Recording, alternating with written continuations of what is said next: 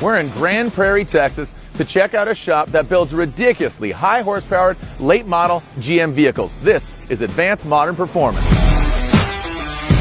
Brian, what's up, man? How you doing? Oh, great, man. It's a little wet outside, but you know what? It's humidity, it's Texas. Yeah, it's tell Texas for Tell sure. me about AMP. We're a late model GM performance facility. It specializes in forced inductions applications, primarily on Corvettes, but we do some work on some Camaros and Cadillacs as well. You guys tout yourself. You guys kind of grew organically. Yep. So it started just Sam Miller and I, day one, about January 2014.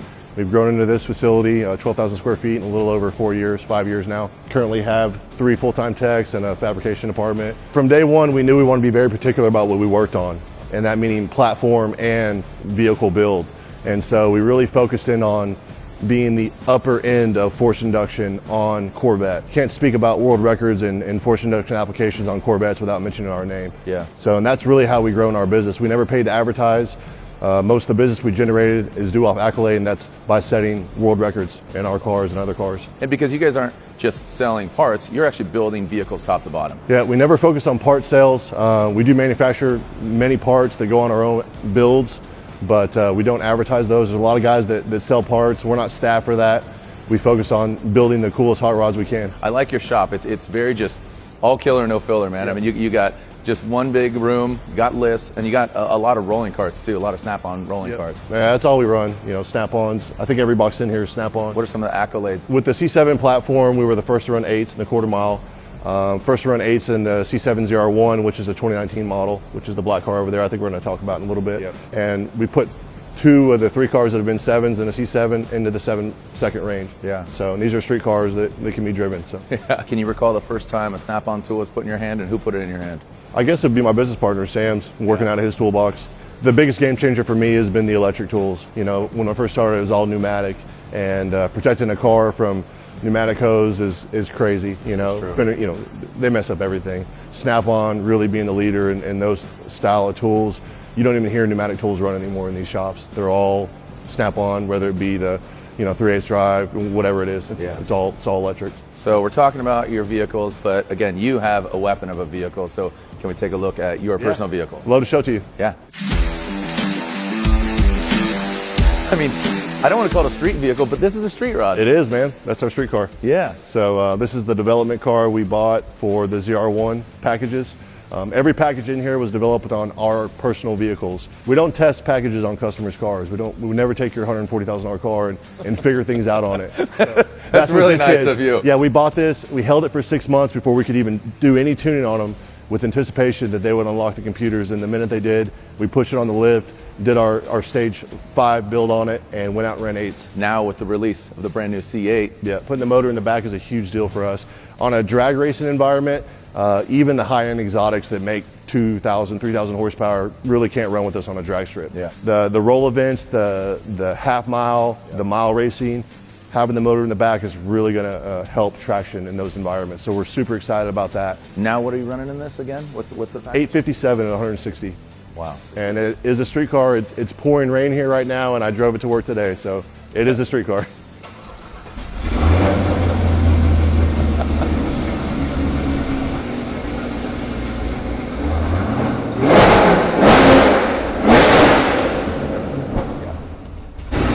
Dude, so mean. So mean. Brian, it sounds awesome. Thanks. I'm thoroughly impressed just seeing that, but you have other vehicles under construction here. A lot of fabrication goes into these vehicles. Like you said, you're developing your own parts, but you're not just giving to everybody. You have to have the whole amp rod. We've got a lot of development into all these platforms, and that's what's allowed us to hit some of those achievements we touched on earlier. Talk about your fabrication and all that. Can we wrap out with Josh? Absolutely. Let me get Josh. Yeah. Okay. Well, right over here, right? Yep.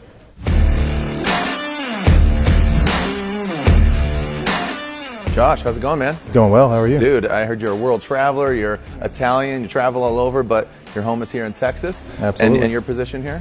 I am the shop manager of the floor here Okay. at AMP. And you also design a lot of the parts.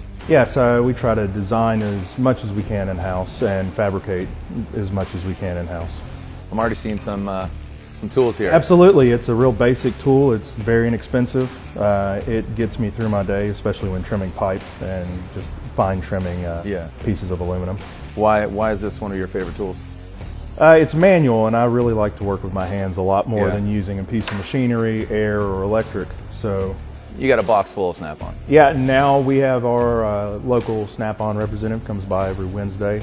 We generally all crowd onto the truck and Yeah. see what else we need. And So you've been a technician for a while, but what would you say to a young technician about and making the investment into Snap-on tools?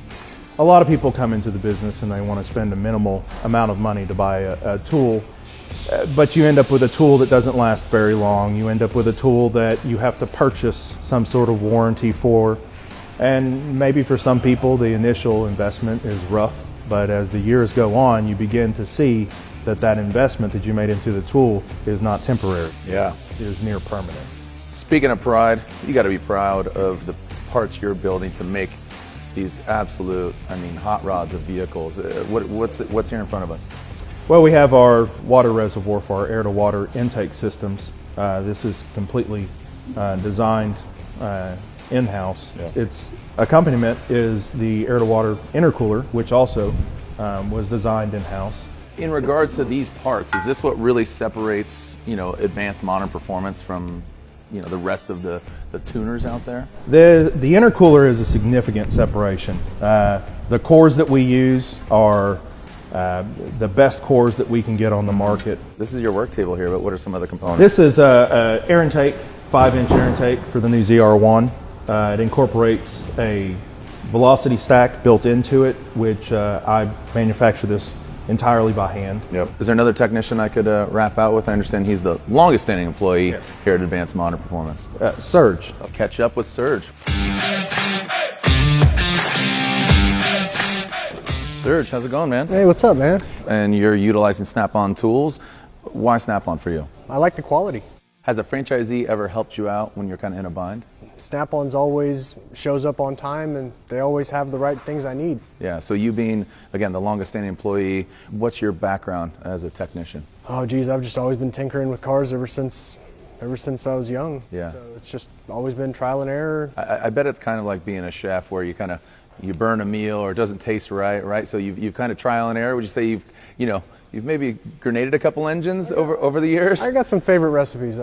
Okay. I take a lot of pride in my work, and it's nice that I get to be the one that builds the car pretty much from scratch. What are you exactly doing here on this, and what level build is this? It's our highest level ZR1 package, and I'm just wiring up a methanol system and a relay for the water box that we're putting in. Well, we have your beautiful Snap-on box. I love this colorway. I think it looks awesome.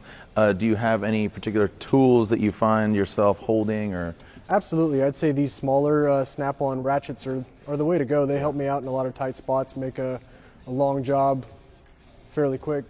And you got the flex head, but also locking position too. Absolutely. So that makes it nice. Just to, again, the tight tolerances with these late model cars, there's just getting less and less room, right? Absolutely. There's a lot of stuff stuffed under the engine bay. It's pretty cramped, and having the right tools, like I said, makes the job go at a quarter of the time.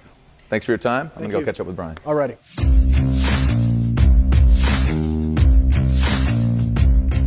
Brian, I feel like this is the waiting room. These are patients ready to get surgery. But let's talk about this car right here. This is our Gen 6 package, equivalent to a 5X build, made right at 1150 to the tire, and customer wanted more, so we brought it back. We're going to change the intercooler setup, see if we can get some more horsepower out of it. And we kind of threaded through a bunch of vehicles. Yeah, there's several. There's one from Sacramento behind us here that he kind of regarded himself as the fastest C7 in the state of California, and there's some competition out there now, so it's back to get turned up. Just flex on him, No, I don't flex. So next stop over here, we got a vehicle that you're just wrapping up. The customers, Yes. Anticipating it. And we're going to throw it on the dyno, and we're going to you're going to introduce me to Sam. Right, correct. Okay. Yeah, it'll be neat. And Sam's role here at the company? He's the other owner and also the person that does all the calibrations. Let's head on over to the dyno and wrap Do up it. with Sam. Yep.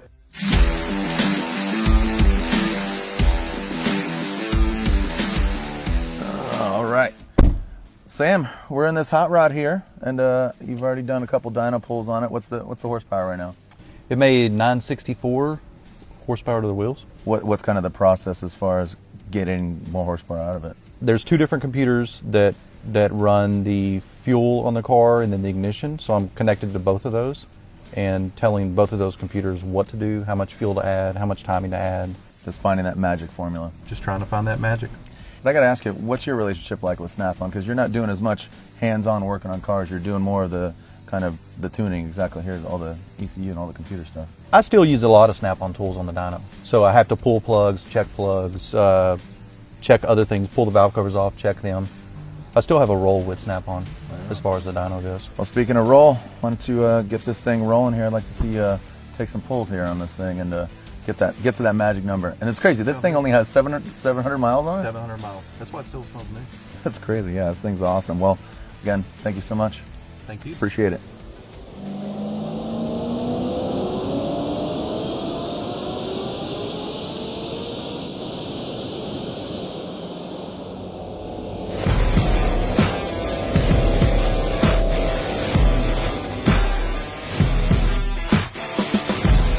Thank you so much. Hey, thank you guys for coming out. You and your team, man, what you guys have accomplished in 5 short years. I can't wait to see what you're going to do for years to come. Thank you. I know you guys will be right there along the way. So we appreciate all the support. Of course, thank you. Thanks for coming out.